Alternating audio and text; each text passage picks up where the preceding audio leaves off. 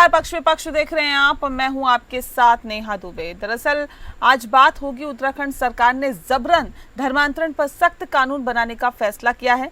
बता दें आपको कि नए कानून के तहत बताया ये जा रहा है कि धर्मांतरण करने वालों को उम्र कैद की सजा और 10 लाख रुपए का जुर्माना लगाया जा सकता है, जिसके तहत जबरन धर्मांतरण के दोषी पाए जाने पर 3 साल से लेकर आजीवन कारावास तक की जेल की सजा का प्रावधान है। इससे पहले जबरन धर्मांतरण के लिए अधिकतम जो जेल है उसकी अवधि 10 साल थी। अब इस मामले में जहां सत्ता पक्ष ने सरकार के इस फैसले का समर्थन किया है, तो वहीं विपक्ष ने कई सवाल उठाए हैं। बीजेपी के प्रदेश मीडिया प्रभारी मनवीर सिंह चौहान ने कहा है कि सरकार इस मामले में सख्त कानून बना रही है, जिससे जबरन धर्मांतरण कराने वालों के खिलाफ कार्रवाई इस पर रोक लगेगी। और साथ ही आपको बता दें कि विधानसभा के मॉनसून सत्र के दौरान इस विधेयक को सदन के पटल पर रखा जाएगा। वहीं कांग्रेस की प्रदेश मीडिया प्रभारी गरिमा दसौनी ने सवाल उठाते हुए कहा है कि राज्य में 2019 से 2021 के बीच में मात्र 11 मामले धर्मांतरण के सामने आए हैं। 2022 से लेकर 2025 तक पुष्कर सिंह धामी के कार्यकाल में मामले 4 गुना बढ़कर 47 हो गए हैं। और साथ ही साथ उन्होंने कहा है कि मुख्यमंत्री पुष्कर सिंह धामी अपने ही कानून में संशोधन कर रहे हैं, आखिर इसकी क्या जरूरत आन पड़ी है।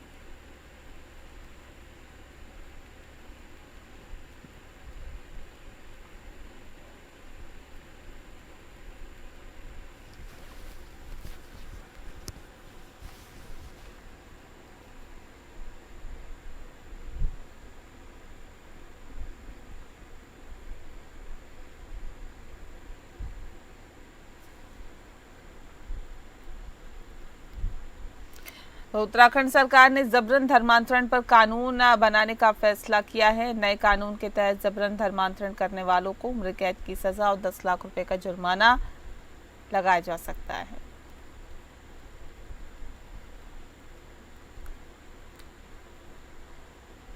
तो बता दें आपको, सख्त कानून बनाने का फैसला उत्तराखंड की सरकार ने किया। इस विषय पर तफसील से चर्चा करेंगे। खास मेहमान हमारे साथ मौजूद है, उनसे आपका परिचय करा देते हैं।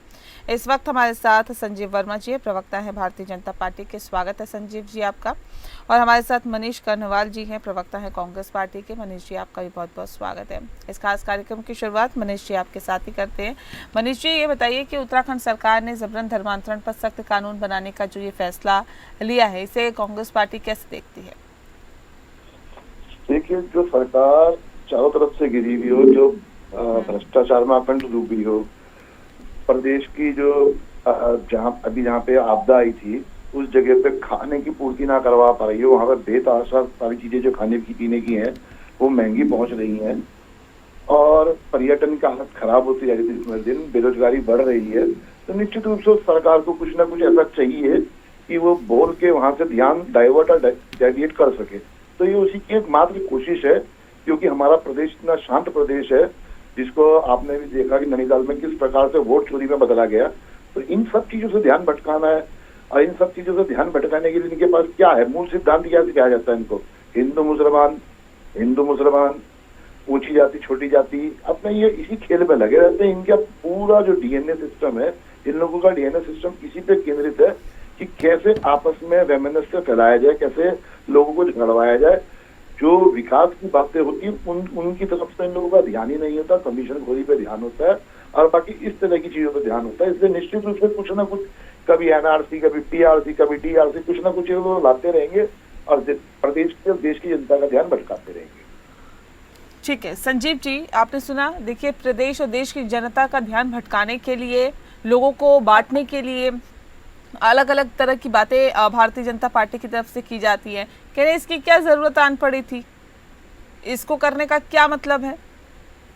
नेहा जी, देखिए, उत्तराखंड देवभूमि है, और देवभूमि का देवत्व जो भी व्यक्ति बिगाड़ने का प्रयास करेगा उसको कड़ी से कड़ी उसको सजा भी दी जाएगी, उसके ऊपर कड़ी से कड़ी कार्यवाही भी होगी। पहले से ही कड़ा धर्मांतरण कानून हमारे उत्तराखंड में लागू है, और उसमें और भी ज्यादा सख्ती बरतते हुए माननीय मुख्यमंत्री जी के द्वारा जिस प्रकार से यहाँ पर लगातार डेमोग्राफिक चेंज का एक षड्यंत्र कांग्रेस पार्टी और अन्य विपक्षी दल जो ऐसे लोगों को प्राश्रय देते हैं, ऐसे लोगों का समर्थन करते हैं, ऐसे लोगों के फर्जी जो प्रमाण पत्र और फर्जी कागजात बनाने में उनकी मदद करते हैं, मैं सोचता हूँ ये लोग, ये जो बांग्लादेशियों के रिश्तेदार की भूमिका निभा रहे हैं, जो उनके ऊपर कड़ी से कड़ी कार्यवाही हमारी सरकार के द्वारा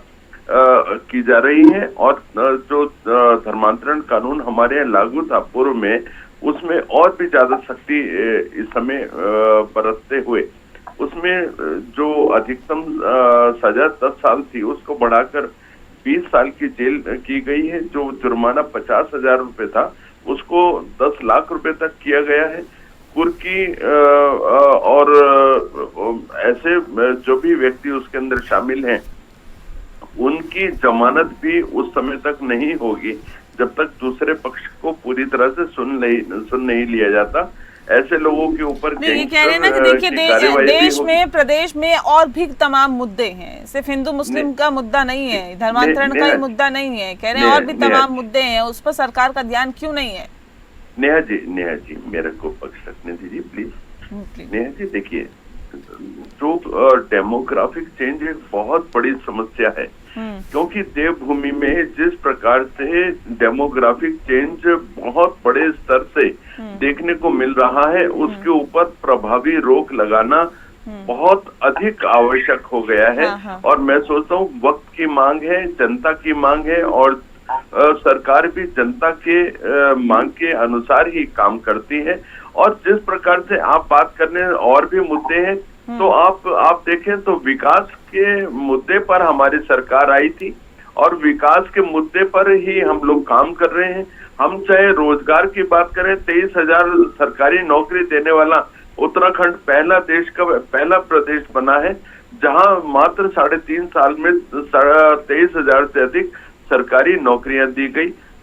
उत्तराखंड पहला ऐसा प्रदेश है जहां पर प्रत्येक 32 लाख जो हमारे परिवार हैं, जो उत्तराखंड वासी हैं, उन समस्त परिवारों को आयुष्मान योजना से आच्छादित किया गया। उत्तराखंड पहला ऐसा प्रदेश है जहां नई शिक्षा नीति लागू की गई। शिक्षा के क्षेत्र में हम उत्तराखंड एक तरह से नेशनल हब के रूप में काम करता है। हम स्वास्थ्य की बात करें तो प्रत्येक, ठीक है संजीव जी, आप बने रहिए हमारे साथ कांग्रेस के प्रवक्ता भी लगातार बने हुए हैं। मनीष जी देखिए, जिस बात का जिक्र यहाँ पर किया जा रहा है, और ये साफ तौर पे कह रहे हैं कि ऐसे बहुत सारे इशू हैं जिसको हमने हटाने की कोशिश की है, बहुत सारी समस्याएं हैं जिनसे हम निकले हैं, और उसके बाद उत्तराखंड विकास के पथ पर लगातार आगे बढ़ रहा है। क्यों कांग्रेस पार्टी को ऐसा नहीं लगता है कि भाई उत्तराखंड विकास कर रहा है? क्यों आप लोगों को ऐसा लगता है सिर्फ धर्म के नाम पर ही बांटने की कोशिश मौजूदा सरकार कर रही है, इसके अलावा कोई काम नहीं है, मुद्दों से ध्यान भटका रही है? तो कह रहे बहुत सारे कार्य हो रहे हैं। नहीं, बहुत सारे कार्य हो रहे हैं। निश्चित रूप से जिला पंचायत के वोटरों को जो है चोरी किया जा रहा है। मैंने मना नहीं किया कि बहुत सारे काम नहीं हो रहे, बिल्कुल हो रहे हैं। मतलब मतदान केंद्र में लाइन में लगे हुए जो है वोटरों को चोरी कर लिया जा रहा है। बड़ा काम हो रहा है धर्म प्रदेश में। कितना बढ़िया काम किया है। इस बात से तो भारतीय जनता पार्टी को शाबाशी मिलनी चाहिए। रामी जी को पुरस्कृत किया जाना चाहिए इस काम के लिए, तो और महेंद्र भट्ट जी को पुरस्कृत किया जाना चाहिए। जनाली में जिस प्रकार से खाने का सामान नहीं पहुंच पा रहा है, उस चीज के लिए तो इनको नेशनल अवार्ड देना चाहिए। जो वहाँ पे जो पुल बह गए हैं, वहाँ पे कोई टेम्परेरी व्यवस्था नहीं हो पा रही है, वहाँ पे लोगों की रोजमर्रा की जरूरत की चीजें नहीं पहुंच पा रही है, दवाइयां नहीं पहुंच पा रही है, लोग बहुत परेशान है। बिल्कुल पर्यटन चौपट हो गया है वहाँ का। गर्मियों का ही सीजन होता है इन जगहों पर, बिल्कुल वहाँ पर सारी व्यवस्थाएं चौपट हो गई हैं। पर हमारा ध्यान जो है ना वो यूसीसी पे और धर्म कानून पे जाना चाहिए, इसके अलावा हमारा ध्यान कहीं नहीं जाना चाहिए। मैं बिल्कुल भारतीय जनता पार्टी के साथ ही बात से सहमत हूँ। बहुत चेंजेस हो रहे हैं यहाँ पे, बहुत अच्छे काम हो रहे हैं। जी देखिए, जिस बात का हम लगातार जिक्र कर रहे थे कि उत्तराखंड में आखिर किस तरह से ये तमाम चीज़ें निकल के सामने आ रही हैं और धर्मांतरण को लेकर जो सख्त कानून बनाया गया है, लेकिन एक सवाल इस बात को लेकर भी है। संजीव वर्मा जी, आप कह रहे हैं कि देखिए तीर्थ नगरी है, यहाँ पे धर्म के साथ छेड़छाड़ या तमाम चीज़ें आपने उस बात का जिक्र किया, लेकिन सर बाकी विषय भी हैं जिनको प्राथमिकता पर रखना चाहिए। क्या लगता है कि ये विषय उन तमाम विषयों से ऊपर था जिसको सरकार ने ज्यादा प्राथमिकता दी? संजीव वर्मा जी। हाँ, आवाज सुन रहे? जी सुन रहे हैं, बताएं। नेहा जी देखिए, अपनी संस्कृति को बचाए रखना और अपनी संस्कृति का संरक्षण मैं सोचता हूँ सबसे महत्वपूर्ण है। और भी अ, जो भी अपनी संस्कृति के साथ खिलवाड़ करता है, अपनी संस्कृति को बचाने का काम नहीं करता, लोग उसको भूल जाते हैं। वो इतिहास के पन्नों में भी जो आने वाली जनरेशन है वो उसको धिक्कारते हैं। और क्योंकि ये देवभूमि है, देवभूमि में देवत्व तो नहीं होगा तो क्या असुरों का राज होगा? आप बताएं, यदि इस प्रकार की कोई गलत कार्यवाही हो रही है, हमारे भोली भाली बच्चियों को परगला कर गलत नामों से अपनी पहचान छुपा कर जो लव जिहाद में लोग फंसा रहे हैं, उनके ऊपर हम जब कड़ी से कड़ी कार्रवाई कर रहे हैं तो क्या ये गलत है? और क्या इस बात का संरक्षण करना चाहिए? तो और कांग्रेस पार्टी जो शुरू से ही ये बांग्लादेशियों के जो रिश्तेदार की भूमिका ये निभाते आए हैं, जब हम उन लोगों के ऊपर कार्रवाई करते हैं, जब जहां जहां उन लोगों ने अतिक्रमण किया है, जब अतिक्रमण को मुक्त कराने का कोई ड्राइव चलती है, तो इनके विधायक और इनके तमाम पदाधिकारी उनकी ढाल बनकर खड़े हो जाते हैं। उन तमाम पत्थरबाजों को, अभी आपने हल्द्वानी का एक उदाहरण देखा होगा विगत समय में, जब वहां पर अतिक्रमण खाली कराने गए तो इन्होंने पुलिस का थाना तक फूंक दिया ऐसे लोगों ने, और वहां पर कांग्रेस के लोग और कांग्रेस के विधायक उनकी ढाल बनकर खड़े होंगे जो पुलिस के ऊपर पत्थरबाजी ठीक कर है, रहे थे। ठीक है, लेकिन लेकिन सर तो संजीव जी देखिए, कांग्रेस पार्टी ये कह रही है कि राज्य में 2019 से 2021 के बीच में 11 मामले सामने आए धर्मांतरण के। फिर ये कह रहे हैं कि 2022 से लेकर 2025 तक पुष्कर सिंह धामी के कार्यकाल में जो मामले हैं वो बढ़कर हो गए 47। कह रहे हैं कि उनके कार्यकाल में जो है ये मामले बढ़ रहे हैं धर्मांतरण के, तो कैसे देखते हैं इसे? नेहा देखिए, जो व्यक्ति कुछ करना नहीं जानते, जिनकी 10 साल यहाँ पर सरकारें रही, जिन्होंने न भ्रष्टाचार के ऊपर कोई नकेल कसी, न भ्रष्टाचार के ऊपर कोई कार्यवाही, न घोटालों के ऊपर कोई कार्यवाही करी, न किसी भी रॉन्ग प्रैक्टिसेस के को ये लोग अनदेखी करते रहे, उनके ऊपर किसी प्रकार के कोई कार्यवाही नहीं करी। इनके समय में जितने भी धर्मांतरण के प्रकरण होते थे, ये लोग उनको नजरअंदाज करने का काम करते थे, ये लोग उनकी अनदेखी करते थे, उन पर किसी प्रकार की कोई कार्यवाही नहीं करते थे। हमारे समय में इस प्रकार का कोई भी प्रकरण सामने आ रहा है तो हम इंस्टेंटली उनके ऊपर कड़ी से कड़ी कार्यवाही कर रहे हैं। और मैं आज तमाम हमारी उत्तराखंड की जनता और देश की जनता से भी आह्वान करता हूँ कि अपने आसपास यदि इस प्रकार का कोई भी प्रकरण होते हुए देखते हैं, लव जिहाद की कोई घटना देखते हैं, कोई धर्मांतरण की कोई घटना देखते हैं, तो आप भी पुलिस में उसकी सूचना दे सकते हैं। ठीक है, ऐसे कोई भी मामले हो तो पुलिस में इसकी सूचना दे। मनीष जी देखिए, कह रहे हैं आपके कार्यकाल में तो होते थे। ठीक, व्यवस्था भी नए जो हमारे धर्मांतरण का जो नया कानून बनाया है उसमें इस प्रकार की एक नई ठीक है सर, ठीक है। देखिए मनीष जी, ये तो कह रहे हैं आपके कार्यकाल में ऐसे मामले बहुत सामने आते थे, लेकिन आप लोग कुछ करते नहीं थे उसके लिए, और यही वजह रही कि मामले बढ़ते गए। ठीक है ना संजीव जी, समझ गए संजीव जी। इस प्रकार की अपनी शिकायत दर्ज करा सकता है और उसके ऊपर कड़ी से कड़ी कार्यवाही। ठीक है। मनीष जी बताएं। देखिए, जिस प्रकार से बार बार ये बांग्लादेशी बोल रहे थे, तो पिछले 11 साल से जो केंद्र में सरकार है, हम जिसमें अमित शाह जी गृह मंत्री हैं, नरेंद्र मोदी जी प्रधानमंत्री हैं, क्या वो पिछले 11 सालों से पकौड़े तल रहे हैं, अरे अंडे छील रहे हैं बैठ के, कि आज तक वो बांग्लादेशी चिन्हित ही नहीं कर पाए कितने बांग्लादेशी हैं।